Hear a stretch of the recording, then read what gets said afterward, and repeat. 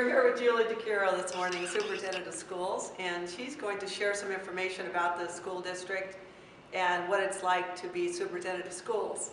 So Julie, would you first tell us just the mission statement or what people should know about the school district? Well, first of all, I guess I want to start with the fact that we're very, very lucky to live in the community of Ashland, where the citizens of Ashland have repeatedly shown their support for public schools. And so one of the reasons we have a successful school district has to do with this, living in this supportive community. So we have a opportunity to do a little bit more than other school districts because of that support. So basically, you know, all school districts right now are in a big transition because the 21st century is a rapidly changing world. And that's basically, you know, how do we prepare students for a rapidly changing world where we really can't necessarily predict the kind of jobs they might have when they graduate from high school and college. Yep. And so we're really trying to refocus the mission of the school district on those skills and abilities that we know will serve them well in such an unpredictable future.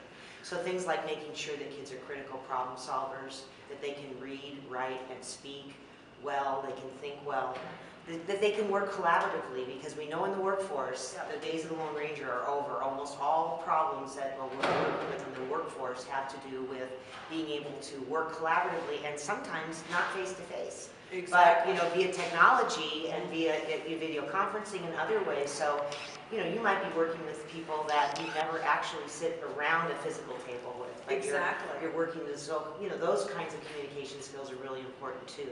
We're also really trying to put a strong emphasis on math and science for all students, because we know that, again, in the 21st century, the types of jobs that will be available are really going to require enhanced math and science skills, whether or not that's your field. Exactly. Those are things that you need to understand. So we actually start those things right in kindergarten at an age-appropriate level, and then continue with that until we are assured that all of our kids can meet what we call Ashland High School exit outcomes, and that's a document we can put right on the website for people to look at. But they talk about things like we were just talking about. That's great. And what does it mean being across the street from Southern Oregon University? Well, that gives our high school students a lot of special advantages. So we have a special program, a pilot program with SOU that we're in the second year of right now, which is called High School Scholars, which beginning in 10th grade for kids that are academically able, they're able to start taking college courses. They actually go across the street and start taking courses so that over the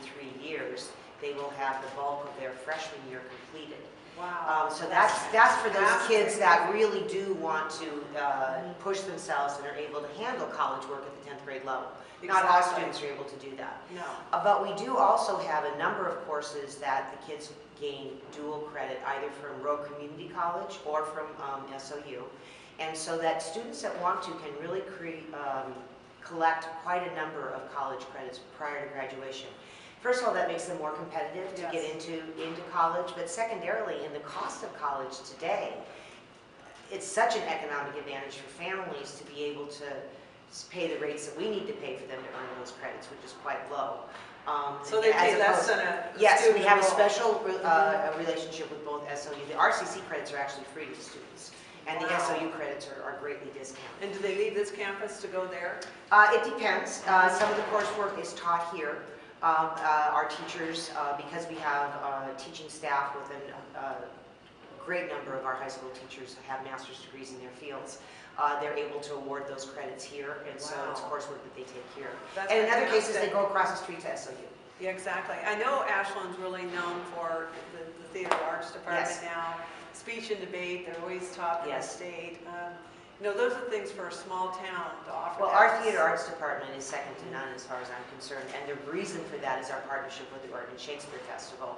If they were not here in town, we would not have the amazing program that we do. So we have a very strong partnership with them.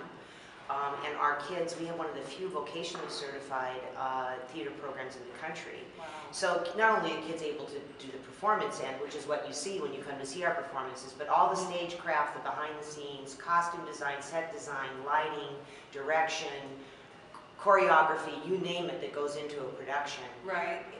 Our students get amazing experience. For our kids that go on to be theater majors in other colleges, they come back and they say that the college can't match the experience that they had here. Now, so, do you have people from Shakespeare coming here? We do. And so the guest director is every year, and primarily for our musical. This year we're doing Chicago.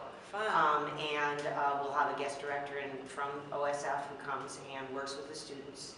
But that doesn't stop there. They're not only that, they're choreographers, they're costume designers. Now they don't do the work. They may help us with the design. Sure. But the students are actually doing the work, so they absolutely. really get a high level experience here. Well, I know one thing that I read about the information that you gave us. It said that 90-some% of our students go on to higher ed. 2 or 4 year college, yes. Right. What percentage was that? I can't remember. Last year it was 92%. 92%. And of the 8% that didn't go on, a lot of those kids are doing what they are calling a gap year, which means they're just taking a year off, so they may eventually go there. Okay, great. But we don't count those kids unless we know for sure that they matriculated. That's wonderful.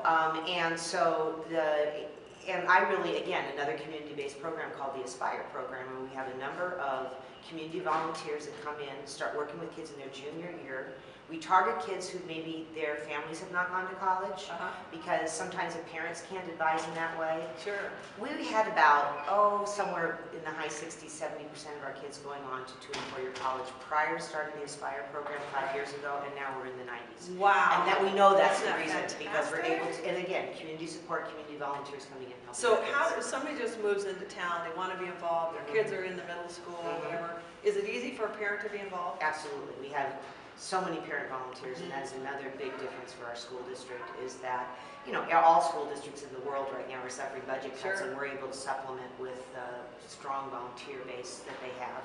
Some parents like to volunteer in classrooms, some like to do other things, and there's a whole range of things that's available to parents that would like to get involved. So they would what website would they go to? If they go to ashland.k12.or.us, which is our website, and click on, there's actually a volunteer section there. They can just click on that and learn more information about it.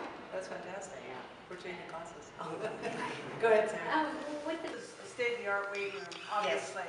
And how does this benefit students when they leave high school? Well, this is, of course, part of this is to help our athletes, but more importantly, our PE program, that all of our students that go through our PE program, they exit with a lifelong fitness plan, so that they understand how to use these kinds of material equipment, but also what they're going to do to stay physically active for the rest of their life. Obesity is just as bad, so we're trying to make sure that they have a plan for staying fit. If you're a football player, playing football for the rest of your life is not going to happen.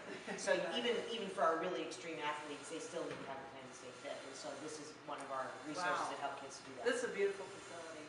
We're very lucky to have it here. Absolutely. And I think that we are very lucky to have Julie as superintendent of schools. She is the most positive, upbeat, forward-thinking, innovative person I know, and it's just a pleasure to talk to you